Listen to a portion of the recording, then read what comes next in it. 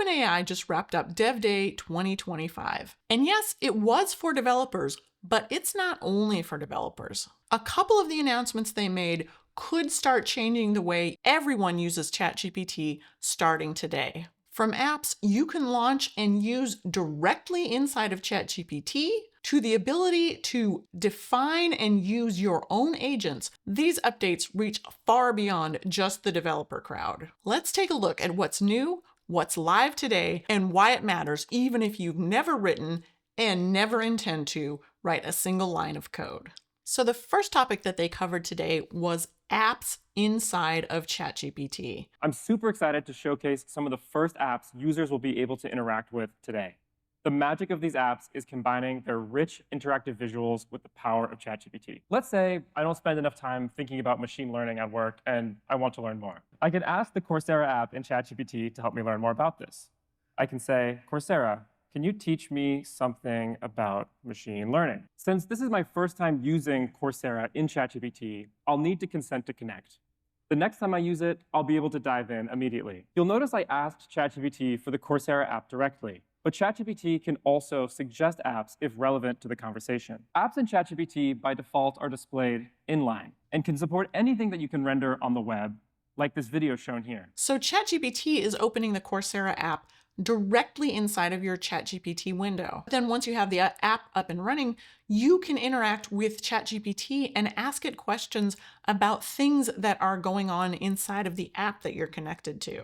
Playing the video immediately pins it to the top of my screen, which is really helpful for something like Coursera because you can access your conversation while watching the video. I can ask ChatGPT, can you explain more about what they're saying right now? Apps SDK provides an API to expose context back to ChatGPT from your app, ensuring that the model always knows about exactly what your user is interacting with. Here, I have a conversation where I've been brainstorming some ideas to help my younger sibling's dog walking business. Now it's time to make this into a reality. So the next app that they demo is interacting with the Canva app. Canva, can you make me a poster with the Walk This Wag name? I want it to be colorful, whimsical, bright, and I prefer sans serif fonts.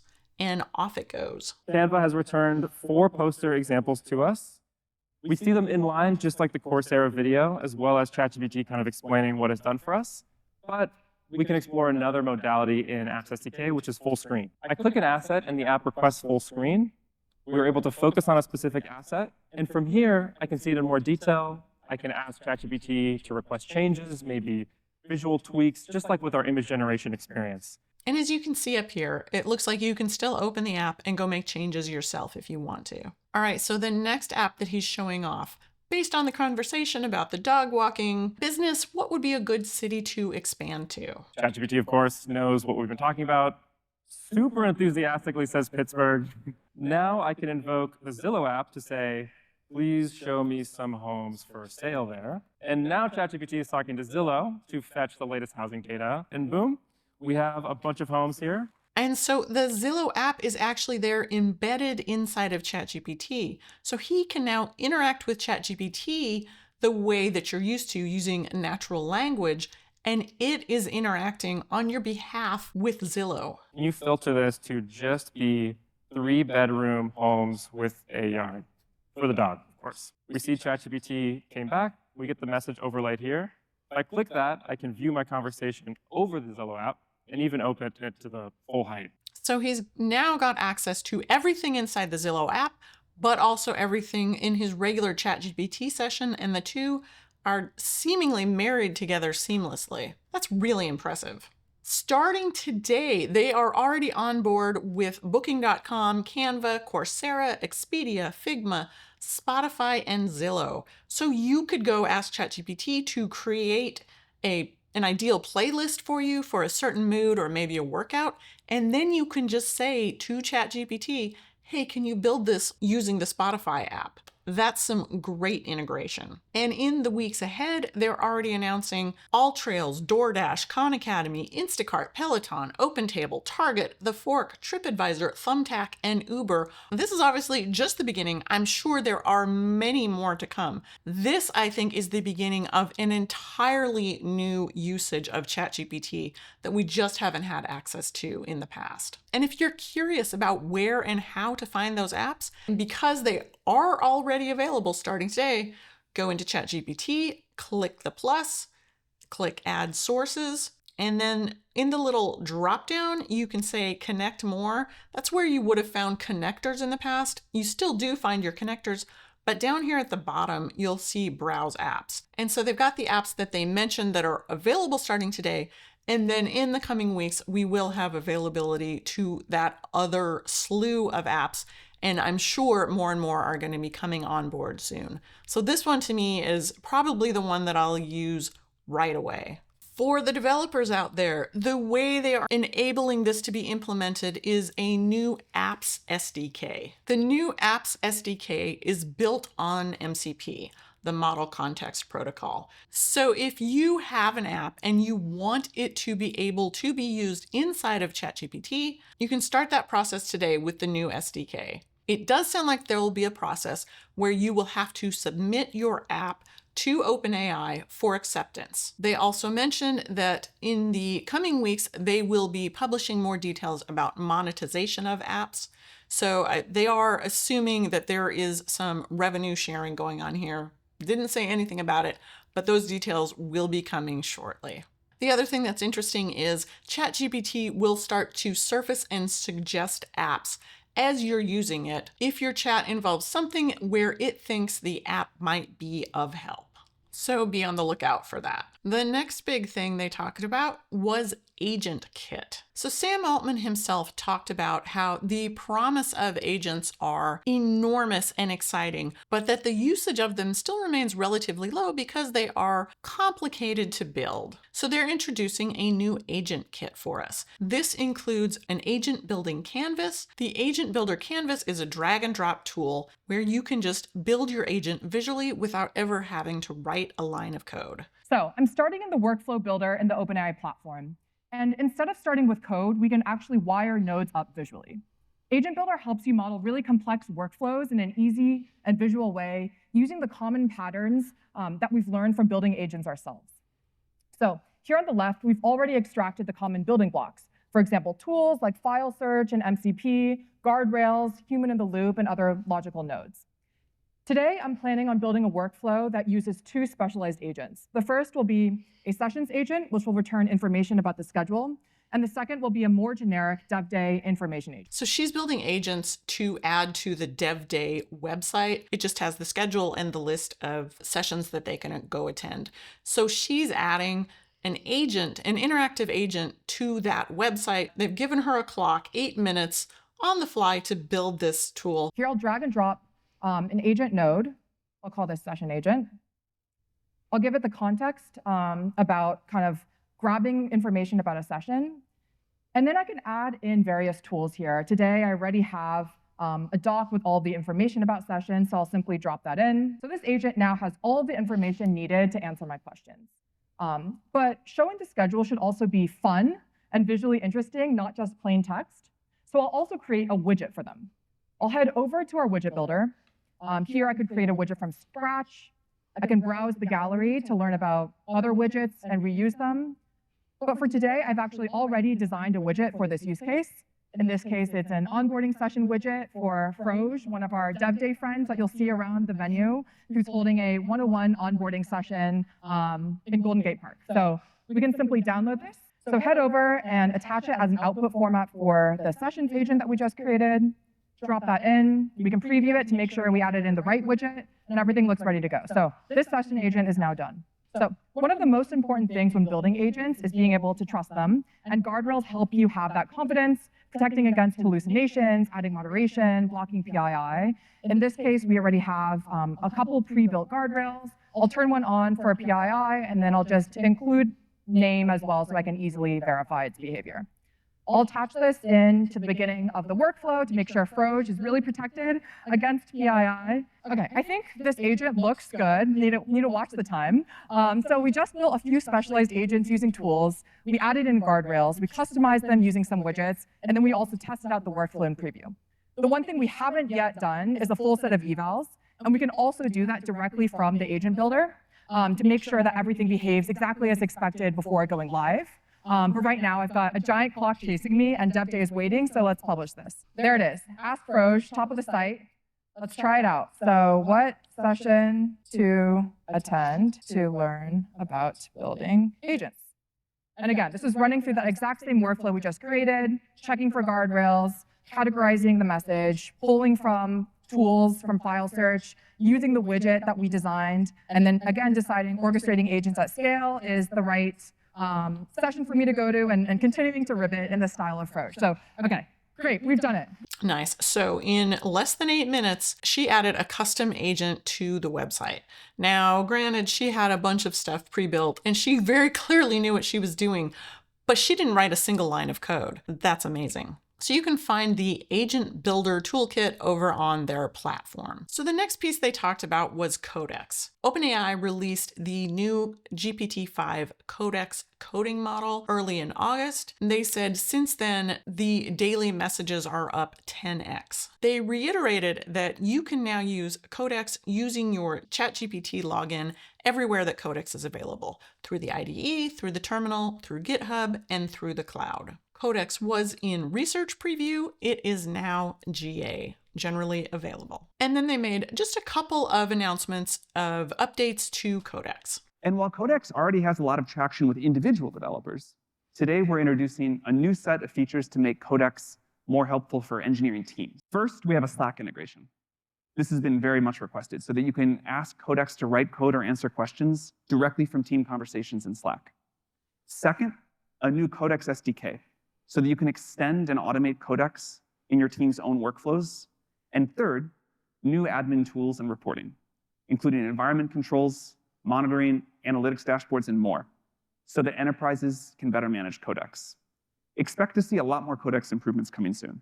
All right, more Codex updates coming soon. It sounds like they've got a few other things coming down the pipeline, but for now, the big one was Codex in Slack. You can tag at Codex in a Slack channel, and it will use the context of the conversation in Slack to go do work in the cloud, and then you can go check on that task anywhere you would normally check on Codex cloud tasks. The Slack integration and Codex SDK are available to developers on ChatGPT Plus Pro, Business EDU, and Enterprise plans starting today. New admin features will be available to Business, EDU, and Enterprise. And one thing they didn't mention, but is in the blog post, starting on October 20th, Codex Cloud tasks will also begin counting towards your Codex usage. We've been using those for free, apparently, so use them while you can. Starting October 20th, those will start counting against your overall Codex usage. And then the final piece of the announcement had to do with the API updates. They did a fun little demonstration on the stage controlling the overhead camera and lights using their new GPT real-time voice model. They were able to control the lights and the cameras overhead. So for our next demo, we want to show you something fun. We're going to show you how you can use the new Codex and our APIs to turn anything around you into workable software. And for that, please welcome Ramon to the stage. Codex is now a teammate that understands your context, it works alongside you, and it can reliably take on work for your team. And we thought about how do we best show you all of the cool things that Codex can now do. We had a lot of ideas, but one that we kind of kept coming back to is what about building something that we could all experience and see together here in this room right now? If you look up here, some of you might notice a camera that's mounting above the stage, and I thought maybe we could start there. And so earlier, I asked Codex CLI to create a very simple control panel interface with a very simple interface. See, a camera feed on the left, some buttons on the right, and if we can bring my laptop on screen, you'll see what Codex came up with.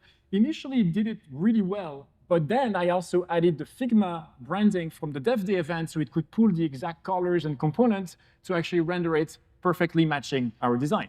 Now, let's start by asking this question that I'm sure many of you have not asked a coding agent before. How to control a Sony FR7 camera in Node. There's a VSCA protocol apparently to control these cameras. As you can see on the screen, it worked for over 13 minutes on that one task. So he went through a bunch of coding. He asked ChatGPT to figure out how to control the camera and to go ahead and implement that. Then he had his interface up and running. So here, if I turn on the camera, there we go, we have the camera. That's all of you, awesome. And let's try the controls. Boom, I can actually control the camera now from this interface. It's pretty cool. All right. But controlling with buttons is nice, but I think we can do something better. So I'm going to try to send another task, but live this time inside our IDE extension. So check this out. Wire up an Xbox wireless controller to control the camera. So I'm going to send this one right now. And what that means is that your prompts can be pretty short because Codex will kind of understand your intent. It will see like the recent files that you've used and really kind of adjust accordingly.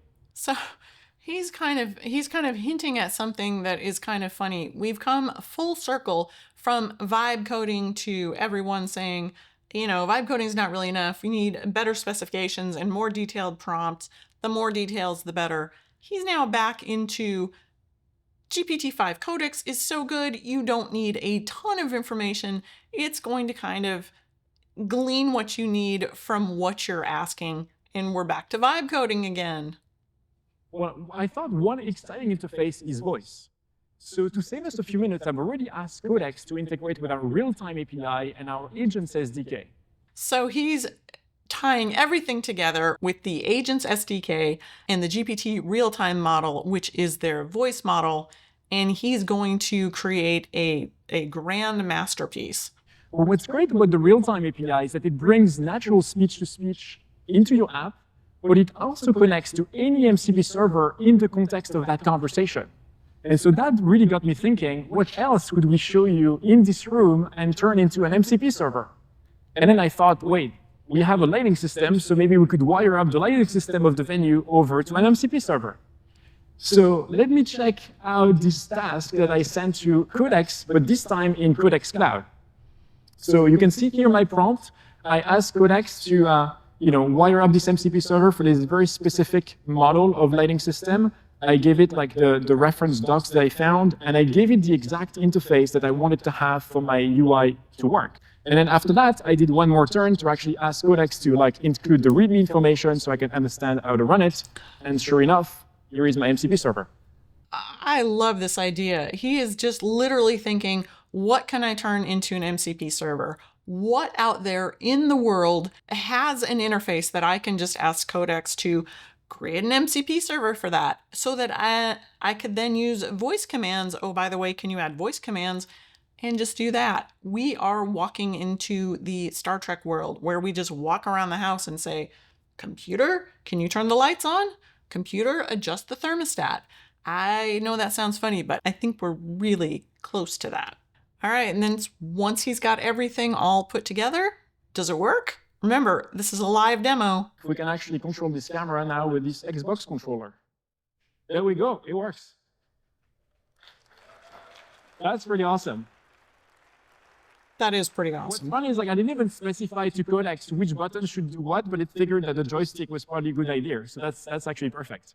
But let's do the real test now. Let's enter voice mode and see what happens. So sorry in advance AV team, but we'll try to see if Codex figured this out to control the lights. Hello?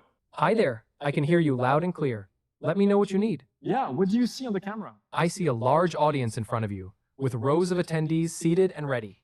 The room is well lit, and the crowd stretches far back, filling the space. That's right. Could you shine the lights towards the audience? There we go. I've just lit up the audience with a nice bright watt. They should be perfectly highlighted now. Yeah, really well done. Nice demo. I'll even be willing to say they may well have tested this in advance, but I don't care. That's impressive. And then finally, in closing, there are just a few model updates. These are mainly API updates. Today, we're launching GPT-5 Pro and the API. It's available to all developers, and we hope you enjoy. We're also releasing a smaller voice model in the API with GPT Real-Time Mini. It is smaller, 70% cheaper version of the advanced voice model we shipped 2 months ago with the same voice quality and expressiveness. Personally, I think that voice is going to become one of the primary ways that people interact with AI. And this is a big leap towards that reality. Now I want to shift gears and talk about what's new for creators. And this has been a hotly requested one, so we hope you'll like it. We've been seeing incredible work from filmmakers, designers, game developers, educators, and more, using AI as part of their creative process. Today, we're releasing a preview of Sora 2 in the API.